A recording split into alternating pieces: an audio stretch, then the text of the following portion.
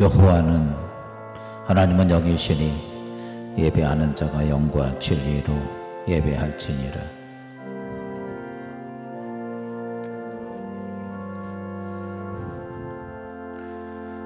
보혈을 지나 하나님 품으로, 보혈을 지나 아버지 품으로,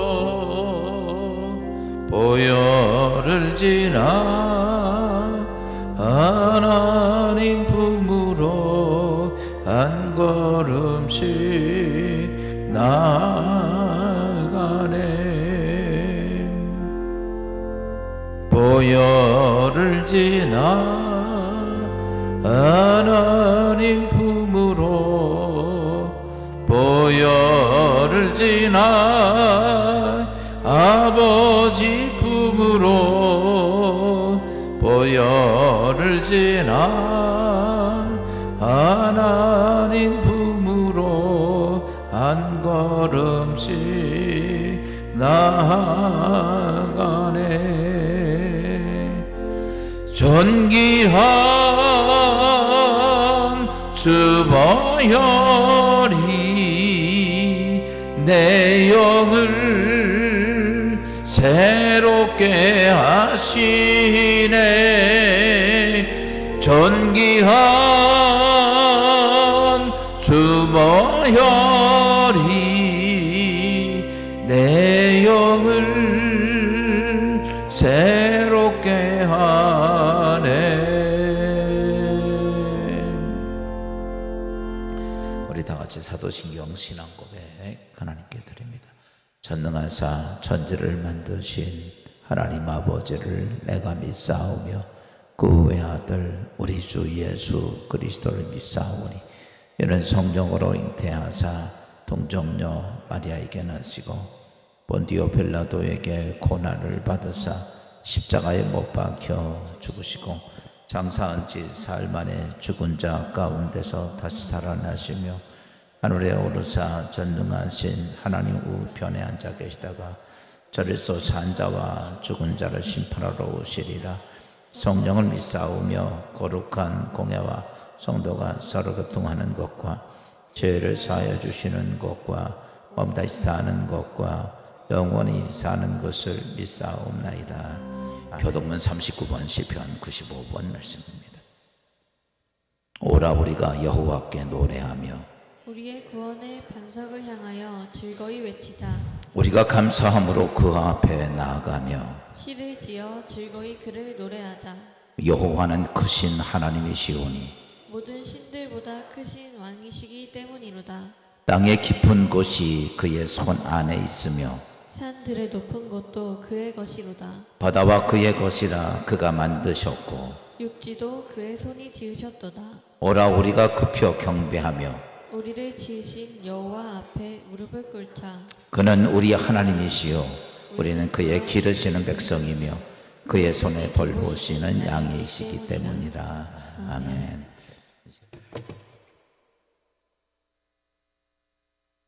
하나님 말씀 보도록 합니다. 예레미야서 29장 10절부터 14절 말씀 봅니다.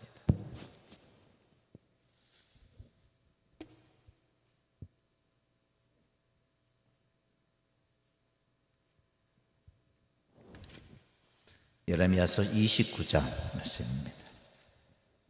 10절 말씀부터 같이 교독합니다. 여호와께서 이와 같이 말씀하시니라. 바벨론에서 70년이 차면 내가 너희를 돌보고 나의 선한 말을 너희에게 성취하여 너희를 이곳으로 돌아오게 하리라. 여호와의 말씀이니라. 너희를 향한 나의 생각을 내가 아나니 평안이요 재앙이 아니니라. 너희에게 미래와 희망을 주는 것이니라. 너희가 내게 부르짖으며 내게 와서 기도하면 내가 너희들의 기도를 들을 것이요 너희가 온 마음으로 나를 구하면 나를 찾을 것이요 나를 만나리라. 이것은 여호와의 말씀이니라. 나는 너희를 만날 것이며 너희를 포로된 중에서 다시 돌아오게 하되 내가 쫓아 보내었던 나라들과 모든 곳에서 모두 모아 사로잡혀 떠났던 그곳으로 돌아오게 하리라. 이것은 여호와의 말씀이니라. 아멘. 인사합시다. 하나님께 영광이고 집사님, 권사님, 장로님에게는 평화입니다.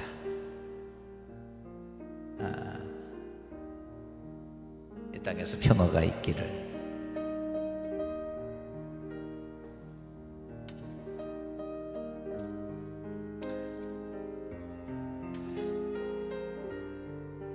하나님께 영광이고, 따라서 합시다. 하나님께 영광이고 목사님에겐 평화입니다. 나한테는 안 해요, 항상. 그래요. 이제 성탄절, 즐거운 성탄절이 이제 얼마 안 남았죠.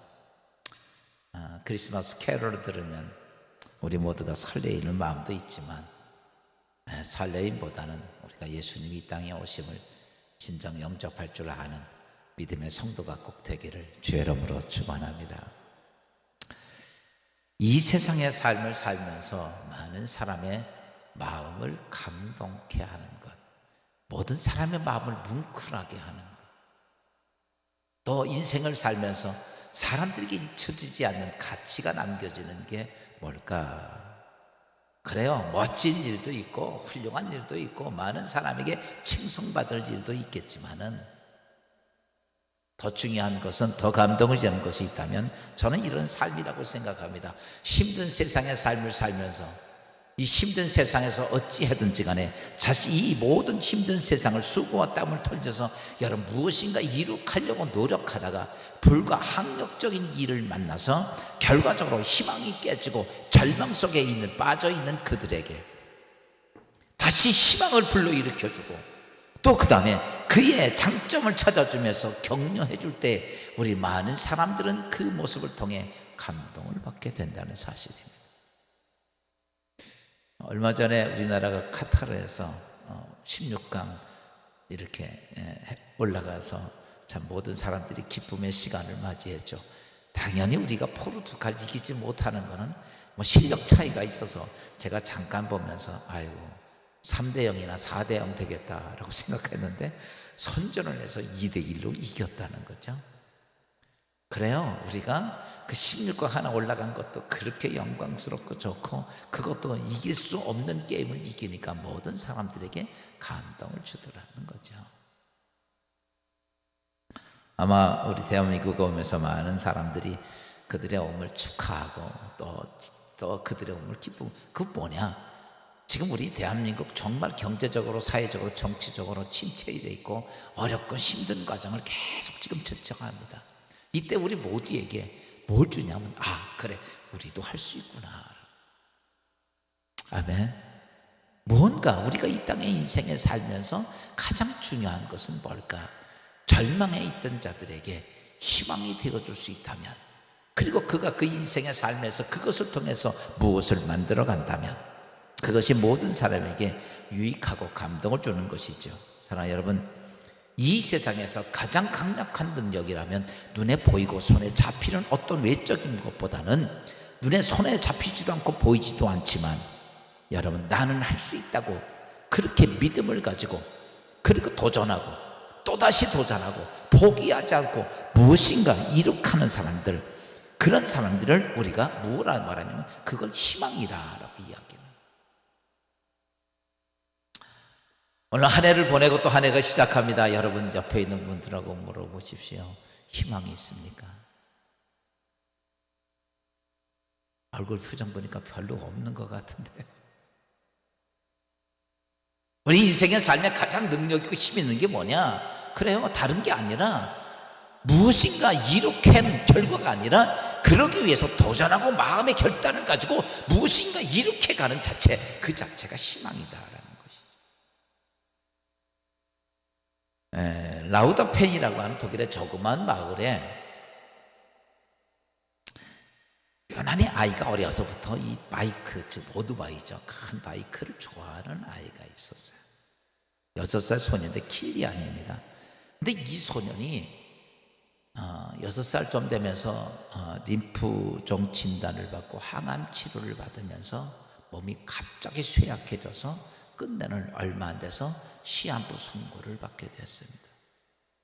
7살도 안 돼서 그의 생명이 죽게 되었다는 거죠. 죽어가는 사랑하는 아들을 바라보는 아버지의 마음, 어머니의 마음은 얼마나 찢어지겠어요. 어린 아들이 인생을 피워보지도 못하고 저렇게 죽어가는 그 모습 얼마나 가슴이 아플까. 그때 죽어가는 아들을 향해 아버지가 묻습니다. 사랑하는 아들아, 뭐가 그렇게 하고 뭐가 제일 원하는 게 뭐냐, 소원이 뭐냐고 물으니까 이 아이가 어려서부터 오토바이를 타더라고요. 6살 때부터.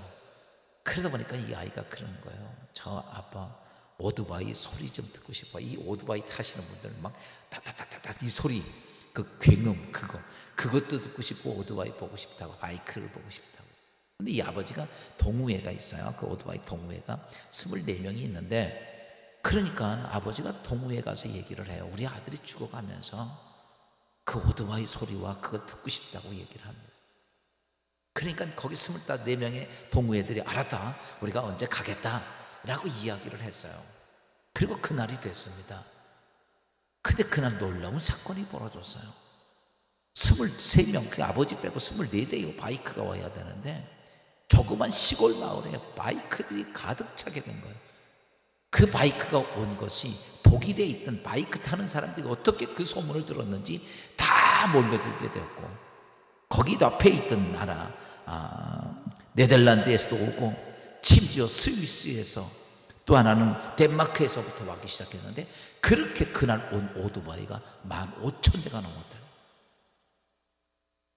켈리안에게, 죽어가는 아이에게 뭔가 그에게 희망을 주고 싶었던 많은 사람들이 그 자리에 모였던 사건인데, 잠깐 그때의 현 상황을 좀 동영상으로 잠깐 보고 말씀을 드리도록 하겠습니다.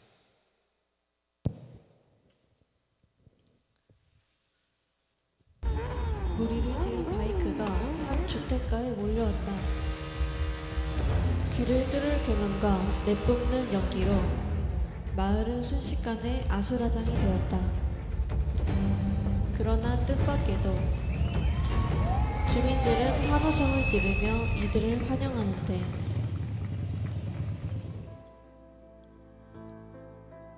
2021년 7월 독일 라우더펜, 6살 소년 킬리안은 바이크를 너무 좋아했다. 바이크의 엔진 소리를 들으면 펄쩍 뛸 정도였다. 심지어 6살 킬리안은 오토바이를 탈 정도로 실력자이기도 했다. 아빠의 영향이 컸다. 아빠는 24명으로 구성된 바이크 동호회 회원이었다. 킬리안에게 시련이 찾아왔다. 림프종 진단을 받게 된 것이다. 급격하게 증세가 악화되었다. 항암 치료도 성과가 없었고, 급기야 시한부 선고를 받게 되었다. 아빠의 가슴은 미어졌다. 킬리안에게는 소원이 있었다. 아들을 위해서 모두 바이크를 몰고 집으로 와주세요. 아빠는 24명의 동호회 회원들에게 도움을 청했다. 킬리안이 바이크 퍼레이드를 보는 게 소원이었기 때문이다. 그리고 20여 대의 바이크 행렬을 예상했다. 숨막히는 상황이 펼쳐졌다. 독일과 네덜란드, 심지어 스위스, 덴마크 전역에서 바이커들이 몰려들었다. 무려 15,000대가 넘었다. 6살 소년의 마지막 행복을 바라는 위대한 행렬이었다. 바이커들은 전원 헬멧을 착용한 채 킬리안의 집으로 몰았다. 주민들도 동참했다. 소음을 더 크게 내주세요. 피켓을 들고 환호했다. 여러분들은 최고입니다. 숨막히는 광경에 눈물을 참지 못한 주민들도 속속 보였다. 끝이 보이지 않는 바이커들은 엄숙하면서 질서정연한 모습을 유지했다. 이윽고 킬리안의 집에 도착하자 휠체어에 앉아있는 킬리안의 모습이 보였다. 바이커들은 엑셀레이터를 힘껏 감아내며 웅장한 엔진 소리를 킬리안에게 들려주었다. 소년의 가슴은 벅차올랐다. 항암 치료로 지친 몸을 일으키며 손을 흔들었다. 주체할 수 없는 기쁨은 하늘을 찔렀고 바이크의 진동은 땅을 울렸다. 한 소년을 향한 15,000대의 바이크 행렬은 소름 끼치도록 아름다웠다. 경찰의 호의 속에 무려 7시간째 이어졌다. 상상할 수 없었습니다. 너무 감사드립니다. 라며 킬리안의 아버지는 울먹이며 말했다. 잊을 수 없는 행복을 간직한 채 킬리안은 병원으로 돌아갔다. 그리고 얼마 후 작별을 보냈다. 하늘의 별이 된 소년 킬리안의 명복을 함께 빌어주세요.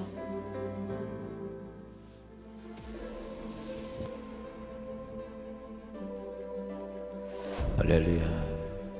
어린 소년의 희망을 한번 심어주기 위해 누구 방송도 하지 않았지만 그들의 마음이 전해지고 그 어린 소년의 희망을 주기 위해 몰려든 수많은 이 사건들을 보면서 야, 그래, 조그만 일 하나의 모습, 내가 가지고 있는 조그만 것을 통해 이렇게 희망을 줄 수 있다면 그 어린 소년만이 아니라 모든 사람에게 정말 진한 감동을 준다는 사실입니다.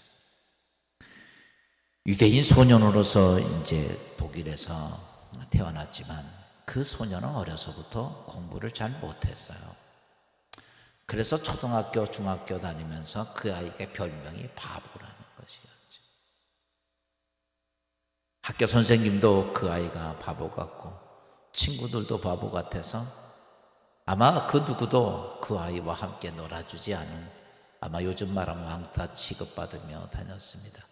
어떻게 해서 고등학교를 간신히 졸업하고 그가 독일에 있는 그 쭈리 대학에, 공과대학에 들어가려고 그랬는데 그것도 떨어졌어요.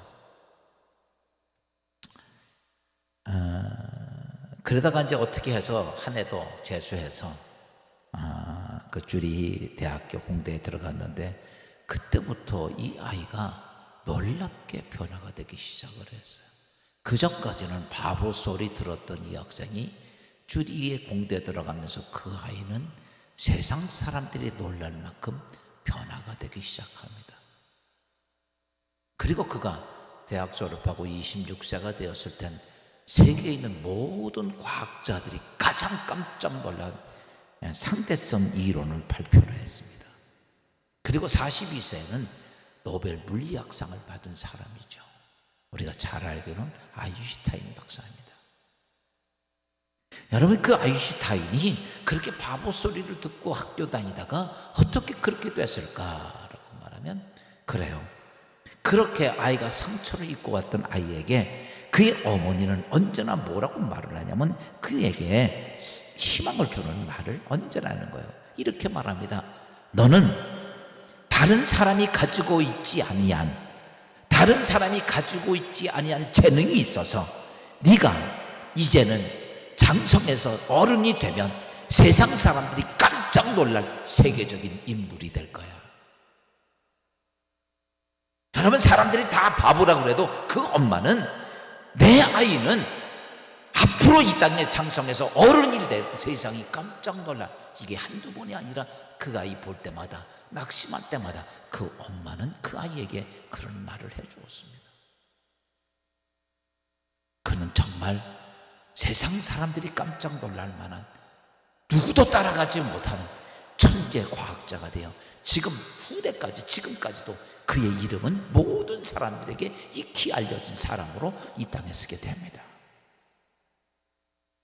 사랑하는 여러분, 한 사람에게 희망해 주는 말이나 그 사람이 가지고 있는 장점을 찾아서 그에게 격려를 해주는 것은 무엇이냐면 그 인생의 삶을 새롭게 바꿀 수 있는 희망이라는 능력이라는 것이죠. 전에 제가 어느 책을 보다 보니까 에반스 씨가 썼던 그 책에 보니까 자기가 예전에 2차 대전 때 이 군의관이었어요. 의사였던 그가. 근데 군의관이었는데 가가지고 하루는 전쟁통에서 온 이 사병을 보는데 너무 심하게 중상을 입은 저 군인이었어요. 모든 의사들이 쳐다도 안 보는 거예요. 너무 많이 다쳐가지고. 그러니까 쉬운 얘기로 이제 몇 시간이면 죽을 만한 그런 아주 많은 중상을 입은 사람이 들어왔습니다. 그런데 에반스가 이렇게 거기서 이렇게 지나가다 보니까 저 의사가 그 군의관들이 있죠. 군의관이 지나가면서 이런 얘기를 했어요. 그 사람도 마음에 담고 하는데 지나가는 한 소리예요. 그 너무 심하게 다친 그를 보고서 이 사병이 내일 아침까지 살아있다면 가능성 있지? 이러고 간 거예요. 오늘 밤만 지나고 내일까지만 살아있으면 가능성 있지. 근데 그 의사도 이 사람이 나라고 그런 얘기한 것도 아니고 지나가는 소리로 한 건데 그 환자가 그 소리를 들었어요.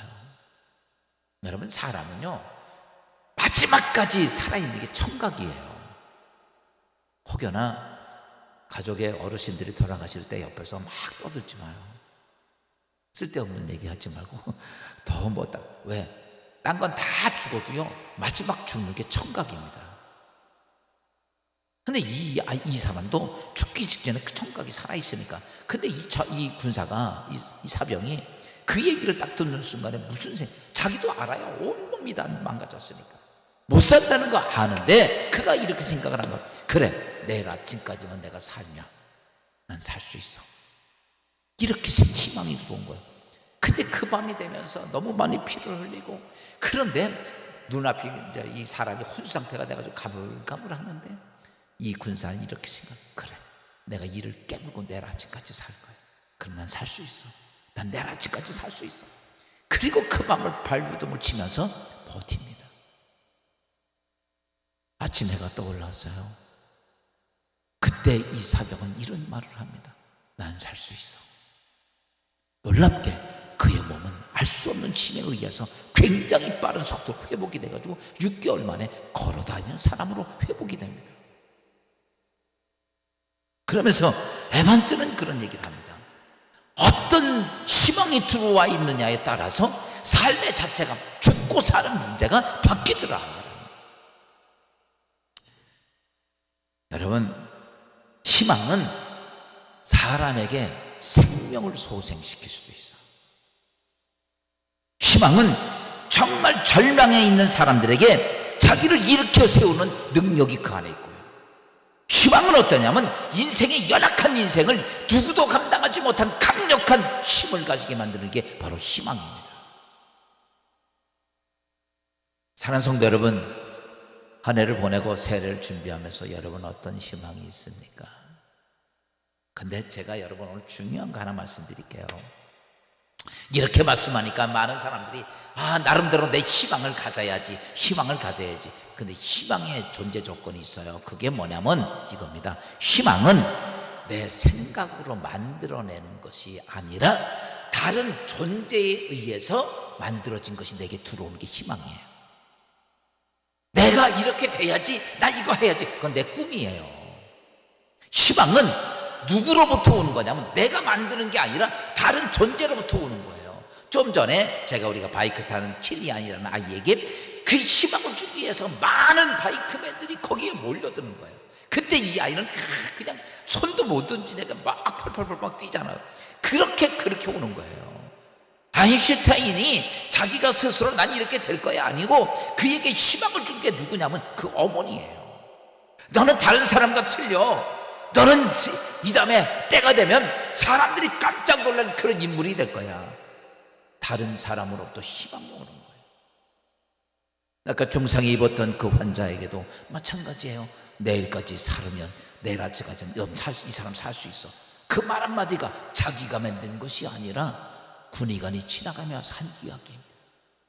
희망은 내가 만드는 게 아니라 다른 존재로부터 오는 겁니다.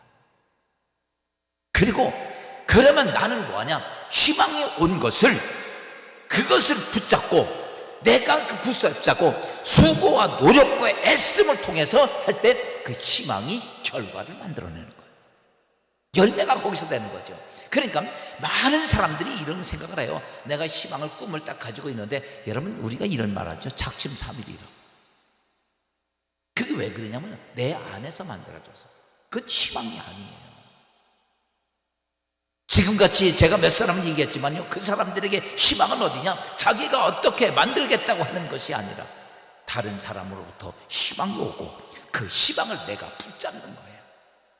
그래서 다른 사람이 희망을 주고 다른 존재가 희망을 주고 나는 그것을 붙잡고 그리고 애쓰고 노력하면 그 희망의 결과가 만들어져서 많은 사람들에게 감동을 주는 일이 거기서 만들어진다.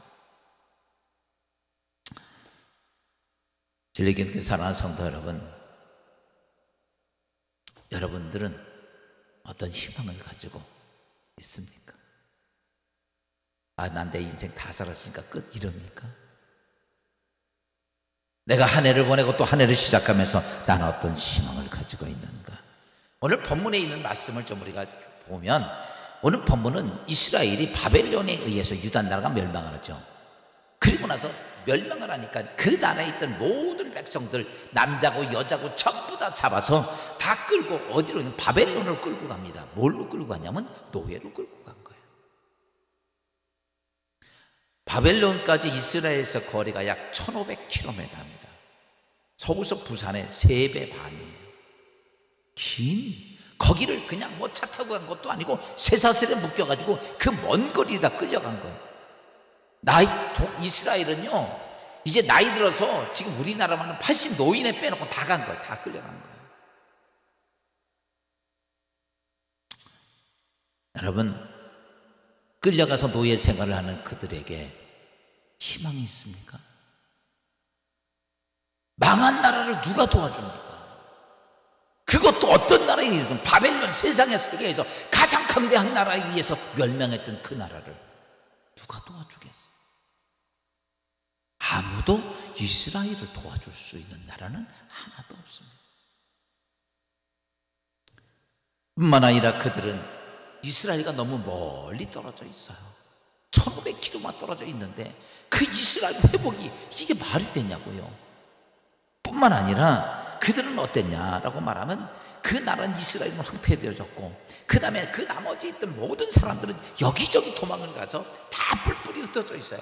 바꿔서 말하면 이스라엘이 회복한다는 것은 거의 1%도 없습니다. 그렇잖아요. 백성들은 다 흩어졌지요. 살만한 놈 이기저기 다 도망갔지요. 나라는 황폐되었지요. 그들은 끌려가서 노예 생활을 1500km 떨려서 노예 생활하지요. 사람 인권도 아무것도 없는 세상 속에서 그들이 어떻게 이스라엘이 회복되겠냐.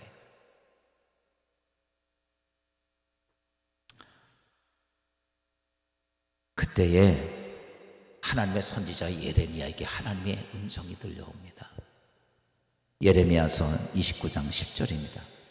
여호와께서 이같이 말씀하시니라. 바벨론에서 70년이 차면 내가 너희를 돌보고 나의 선한 말을 너희에게 성취하여 너희를 이곳으로 돌아오게 하리라. 하나님께서 하나님의 선지자를 통해서 그들에게 이런 말씀이 들어온 거야. 너희들이 생각했다는 이스라엘의 해방은 1%도 없는데 하나님은 이렇게 말씀합니다. 너희가 70년이 차면, 70년, 왜 그러냐면, 왜 70년은 이스라엘이 하나님께 못된 짓을 많이 했거든요. 그래서 70년 형벌을 받는 거. 이게 70년이 차면 너희들 생각에 돌아올 수 없다 할지라도 내가 너희를 회복시켜 주리라. 그래서 너희가 지금 보세요. 상황은 그 1500km 떨어진 데서 어떻게 이스라엘 들어와서 한 나라를 다시 회복할 수 있냐면, 가능성은 1%도 없는데 하나님이 이렇게 말합니다. 내가 70년이 찬 후에 너희를 다시 챙겨와서 돌아오게 하리라. 다 회복시키리라.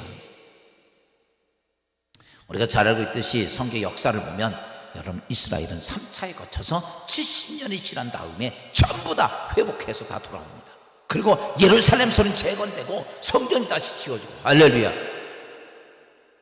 여기서 우리가 중요한 것 하나를 알아야 됩니다. 그게 뭐냐면, 여러분, 좀 전에 제가 했죠. 희망은 내가 만드는 거요, 아니면 딴 존재에 의해서 오는 거예요. 우리 그리스도인들의 희망은, 하나님의 말씀입니다. 우리는 종종 그 하나님의 말씀이 그냥 보통 아니에요. 우리 그리스도인들의 최고의 희망은 어디냐라고 말하면, 그리스도의 희망은 하나님의 말씀이다라는 거예요.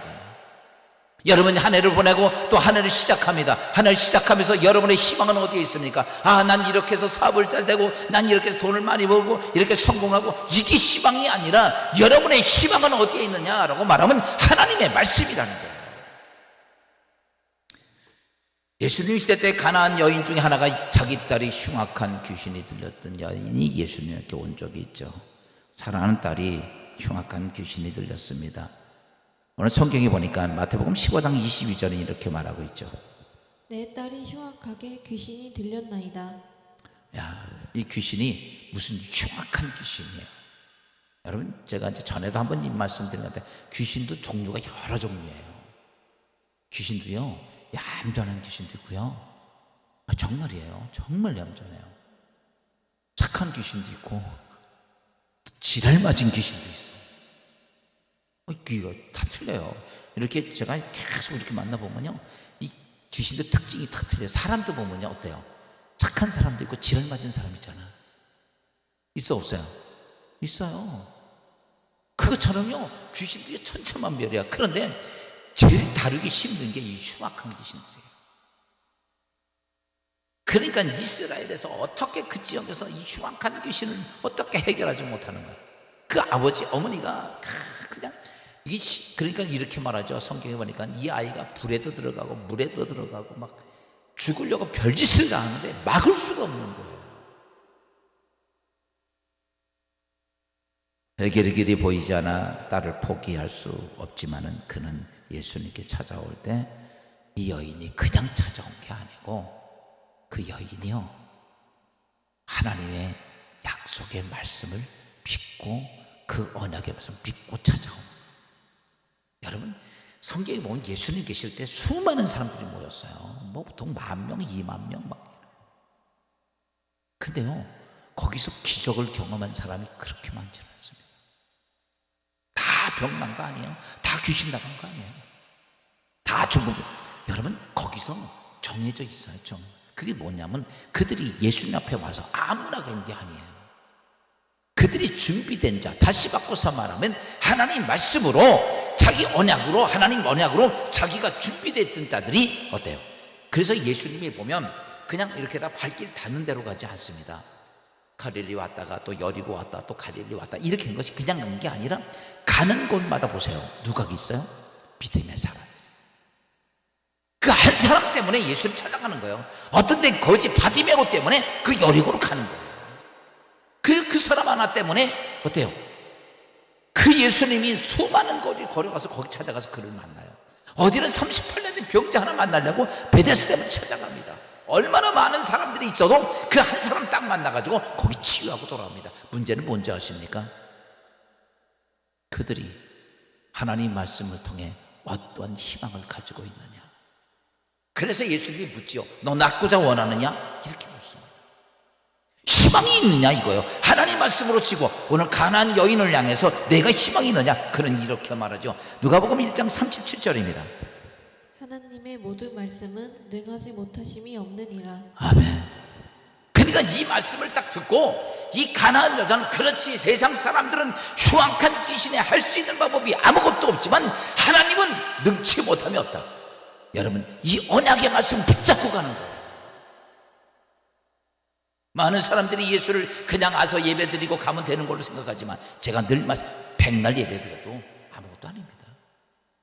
한 번을 가서 예배를 드려도 오늘 이런 믿음이죠. 하나님은 능치 못함이 없다. 이 믿음을 갖고 와서 예배를 드리는 사람하고 차이가 많은 거예요.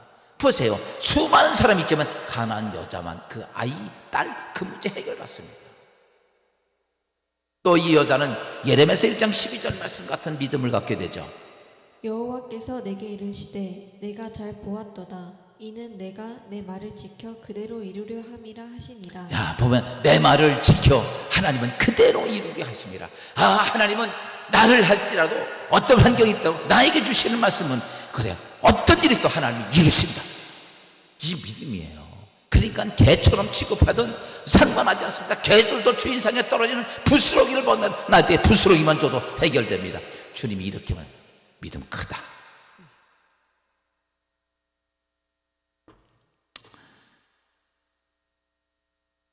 이 세상에서 우리가 살아가면서 하나님 말씀, 여러분, 이 하나님 말씀이 우리는 희망의 1번지입니다. 여러분, 교회 올 때 들고 오는 액세서리가 아니고 이 성경은 뭐냐? 내 인생을 살아가는데 나에게 희망을 주는 거는 이 성경이에요. 이거보다 귀한 게 없어요. 세상 사람들은 말했다가 바뀌기도 하죠. 우리 성경 뭐라고 했어요? 내가 너에게 약속한 것을 분명히 성취하겠다라고 얘기했죠. 그러면 우리에게 가장 귀중한 것이 어디예요? 성경입니다.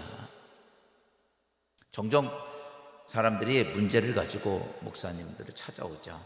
그렇죠?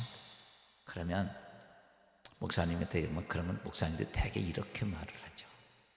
하십시오. 저도 기도하겠습니다. 답은 이거예요. 근데 저는 이렇게 가르쳐 드리죠. 성경 읽으십시오. 왠지 아세요? 방향도 못 잡고 뭐가 돼요? 여러분, 내가 하나님의 언약을 딱 잡으면요, 기도 1시간만 해도 30분만 해도 돼. 그건 그렇게 중요한 거 아니에요. 모세가 홍해 가를 때요, 뭐 40일 금식기도 했습니까? 아니에요. 부르짖어 기도하는 거 단 1분도 안 했어요. 그리고 홍해 가릅니다. 뭔지 알아요? 하나님 약속 때문에. 그러니까 오늘 여러분 인생을 살아가면서 이런저런 일 많아요. 내년에 어떤 계획하고 준비하는데 좀 내려놓고 성경 좀 보세요. 왜냐하면 하나님 말씀이 없으면 방향을 못 잡는데 어디를 간다는 거예요. 그러니까 하나님의 언약한 것, 우리에게 가장 희망은 어디에 있는가? 여러분 성경을 보다가 이것이 내게 희망이라는 것이 딱 잡혀지면 그 사람은 그 역사를 만들어갑니다. 그러니까 우리가 이 성경을 보면서 다른 거 아니에요. 뭐 골리앗을 이겼다, 뭐 삼손이 뭐 했다, 이런 얘기가 중요한 것이 아니라 하나님께서 나에게 연약해 주시는 희망을 발찾는 것, 희망은 그것이 중요한 거예요. 그 다음에 이제 그게 중요한 거죠. 그래서 여기 성경은 이렇게 말하죠. 그 문제에 대해서 예레미야서 29장 11절에 보니까 이렇게 말합니다. 너희를 향한 나의 생각은 내가 아나니 평안이요 재앙이 아니니라. 너희에게 미래와 희망을 주는 것이니라. 아멘. 야, 하나님은 우리에게 말씀을 주신 것은 너희에게 뭐 재앙이고 뭐 이게 아니라 너에게 미래에 뭘 주기 위해서다? 희망을 주기 위해서. 성경은요, 희망을 주기 위해서. 여러분, 그래서 제가 여태까지 목회를 하면서 경험해보면서 느낀 거 딱 하나밖에 없어요. 뭘 먼저 해야 된다? 성경 봐요. 뭐 성경 안 알아도 제가 늘 말씀드려요. 성경이 뭐 뭔지 모르겠어요. 상관없어요. 그냥 성경 읽으라니까. 뭐 어려워요? 여러분 밥 먹을 때 무슨 뭐 영양분이 몇 g이고 뭐 이거 보고 계산하고 먹어요? 그냥 잘 먹으면 건강해지잖아요. 무슨 이거 따지고 밥 먹는 거 아니에요. 여러분 성경은요, 제가 느낀 게 그거예요. 뭘 안 와도 여러분 보세요. 내가 어려운 문제가 있어. 그러면 성경을 놓고요, 일주일만 아무것도 하지 말고 이것만 쳐다봐봐. 근데요, 그 사이에 막 이런 생각이 들어요. 아, 이거 안 하면 큰일 나지 이런 게 막 들어와. 신경 끄고 며칠만 해보세요. 그러면요, 여러분 스스로가 알아. 이 하나님의 언약의 말씀에 희망이 딱 들어오면요, 내 안에 같이 믿음도 같이 꽉 들어와. 그래서 뭐냐라고 말하면 그 전까지는 막 걱정되고 근심되고 막 이러는데요, 정말 하나님 앞에 그렇게 하고 나면요, 마음이 어때? 내 심령이 든든해. 그게 반석 위에 세워지는 거예요. 이게 안 되고 나서 방향을 못 잡고, 여러분 어디 갈 때 보면 그냥 무조건 갑니까? 아니면 방향부터 잡아놓고 갑니까? 방향 잡는 거 아니야. 그래서 그러기 위해 사람은 첫째가 제일 중요한 것이 뭐냐? 여러분 희망을 가지려면 성경을 보세요. 가끔 가다가 하늘로부터 이런 소리 듣고 싶죠. 오세아 나나나나나 너는 이렇게 할지어다, 이런 거 들으려고 그러죠. 그렇지 말고 뭘 보시라? 하나님 말씀을 보세요. 그냥 한 장이 저기라도 하나님 앉으면도 보고 시간 내서도 보고. 여러분, 그러고 나서 여러분은 어떤 지금 문제 있어요. 그 문제 해결하려고 그러지 말고 뭐부터 해? 하나님 말씀부터. 여기서 희망을 찾으십시오. 그 다음에 두 번째 해야 될 것이 뭐냐면, 하나님 말씀이 들어오고 나면, 희망이 들어오면 그것을 붙잡아야. 아까 제가 이런 말씀드렸어요. 희망은 다른 존재로부터 오는 거라고. 누구로부터 오는 거예요? 세상 사람으로부터 오기도 하고, 또 하나는 하나님으로부터 오는 거예요. 하나님의 언약의 말씀이 내게 들어옵니다. 그럼 내가 해야 될 것은 그걸 붙잡아야 되는 거예요. 붙잡고 그것을 이룩하기 위해서 인내하고 견디고 이거 하는 것이 우리에게 중요한 건데, 그게 뭐냐라고 말하면 여러분 다른 게 아니에요. 사도행전 예레미야서 29장 12절 보니까 이렇게 말하죠. 너희가 내게 부르짖으며 내게 와서 기도하면 내가 너희들의 기도를 들을 것이요. 아멘. 야, 여기서 보면 이스라엘 백성들이 이거, 너희가 70년이면 너희를 내가 이 먼 땅에서 다시 돌아오게 하리라. 믿을 수가 없어. 근데 하나님의 언약의 말씀이야. 그래서 이스라엘 백성들이 거기서 아멘하고 받았어. 그런데 받고 나니까 그 다음부터는 시간이 가면서 자꾸 그게 동력이 떨어져요. 어떤 여러분 잘 아십시오. 어떤 문제가 딱 생기면 바로 해결되는 게 아니라 하나님은 그 때가 있어요. 여러분, 종종 많은 사람들이 이렇게 생각을 합니다. 우리 이스라엘 백성이 70년 만에 너희가 회복하리라 그래가지고 막 이스라엘 백성들이 막 부르짖어 기도하고 통곡하고 회개하고 막 그러면 70년이 50년으로 줄어요? 안 줄어? 안 줄어요. 여러분, 기도의 제목 가지고 있어요. 막 하나님 앞에 막 얘기하고 막 철회하고 금식하면 그게 금방 해결될까? 아니요. 하나님은 언약이에요. 약속한 때까지 가요. 근데 그 때까지 가기가 우리가 힘든 거예요. 그래서 오늘 예레미야에서 그런 거, 너는 그때 부르짖어 기도하라. 다시 바꿔서 말하면 부르짖어 기도하는 게 뭐냐? 예레미야서 29장 13절입니다. 이렇게 말씀하죠. 너희가 온 마음으로 나를 구하면 나를 찾을 것이요 나를 만나리라. 아멘. 여러분, 여기서 우리가 한 가지 알아야 될 것이 있어요. 우리는 종종 이렇게, 여러분, 기도하다 하나님 만났어. 그럼 해결돼요, 안 돼요? 야, 기도하다가 하나님을 만났어요. 하나님 음성을 들었어. 그러면 해결돼야 안 돼요? 우리 해결될 것 같죠? 아닙니다. 하나님은요, 그 시간이 있어요. 하나님의 때가 있어요. 예수님도 보세요. 어떤 내 때가 아니다, 내 때가 아니다 이러시잖아. 죽을 때가 아직 내 때가 아니다 이렇게요. 그 하나님, 그러면 우리가 기도를 왜 하느냐? 하나님의 언약이 있고 여태까지 내가 가야 돼요. 임신했는데 급하다고 철회 기도하면 그 다음날 애가 나옵니까? 아무리 철회 기도를 해도 10달 기다려야 돼. 맞지요? 그것처럼 하나님께서 우리에게 약속해 준 언약에는 항상 그 기간이 있어요. 이스라엘 백성들 향해 너희는 70년이야 이렇게 말하니까 아멘 하고 이제 70년을 버티는 거야. 그래서 30년, 40년, 50년을 버텼는데 너무너무 힘든 거예요. 너무너무 고통스러운 거예요. 그러니까 하나님께 기도하는 거예요. 하나님 어찌 해야 됩니까? 정말 못 견디겠습니까? 그때 하나님이 이렇게 말하죠. 야, 여태까지 잘 참았다. 조금만 더 참아봐. 너들 약속 시간은 70년이니까 그때까지 참아야지 어떻게 하냐. 난들 내가, 그러면서 하나님께서 그때 그들이 참을 수 있도록 은혜를 베풀어 주시고 기회를 주시고 견딜 수 있는 능력도 주시고 경험도 하게 하시는 거예요. 그랬대 그렇게 합니다. 그러다가 또 이렇게 하다가 이제 5년 남았어. 그 3년 남았어. 그러면 하나님이 죽겠어요. 견딜 수 없어요. 그러면 주님이 이렇게, 야 68년 참았는데 2년 못 참냐? 그러면요, 우리가 그렇게 주님 말씀을 딱 들으면 그래 그까짓 거면 내가 68년 참았는데 2년 못 참겠냐? 그리고 하나님 회복시켜준다는데, 하나님 역사 안 되는데. 여러분, 그것 때문에 기도하는 거예요. 아멘.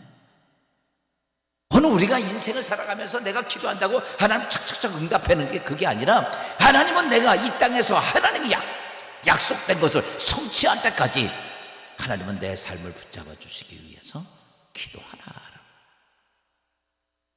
여러분 기도하게 되면 하나님과 자꾸 만나게 되면 어때요? 확신이 들어요. 아, 그렇지. 어떤 사람은 이렇게 가다가 이제 69년 7개월 동안 버텨서 근데 나 못해. 나 못해. 포기하는 사람도 있고 그때 하나님 만난 사람은 이렇게 말해요. 하나님, 69년 7개월 버텼는데 이제 5개월, 6개월, 5개월도 못 버티냐? 그러면요, 아멘. 버틸 수 있죠. 버틸 수 있죠. 감당할 수 있죠. 그리고 하나님은 때가 되면 여러분 약속하신 것을 그분은 성취하십니다. 사랑하는 성도 여러분, 말씀을 정리하면 우리의 희망은 세상의 어떤 말이 아닙니다. 세상에 누구에게 약간의 격려도 되고 희망도 되지만 우리에게 진짜 희망은 뭐냐? 하나님의 말씀입니다. 여러분 지금부터 올 한 해를 시작하면 준비하면서 지금 11일이죠. 이제 얼마 안 남아서 20일도 안 남았는데 그냥 딴 계획 세우기 말고 그냥 성경 마태복음부터 읽어요. 시간 되는 대로 제가 말씀드린 대로 해봐요. 말씀부터 읽고 한 번 읽고 두 번 읽고 세 번 읽고 자꾸 읽어요. 그리고 내년 계획을 하나님께 맡기고 읽어요. 여러분이 계획할지라도 걸음을 인도하시는 여호와 하나님이십니다. 내 삶을 바꿀 자도 하나님이십니다. 그분의 계획이 중요하고 그분의 뜻이 중요한 거예요. 그래서 우리는 그렇게 하고 내년 한 해를 그렇게 맡기고 간다면 여러분이 지금까지 누리지 못했던 하나님의 놀라운 역사를 경험하게 될 것입니다. 그 희망이 여러분의 삶의 능력이 되고 축복이 되기를 예수 그리스도의 이름으로 축원합니다.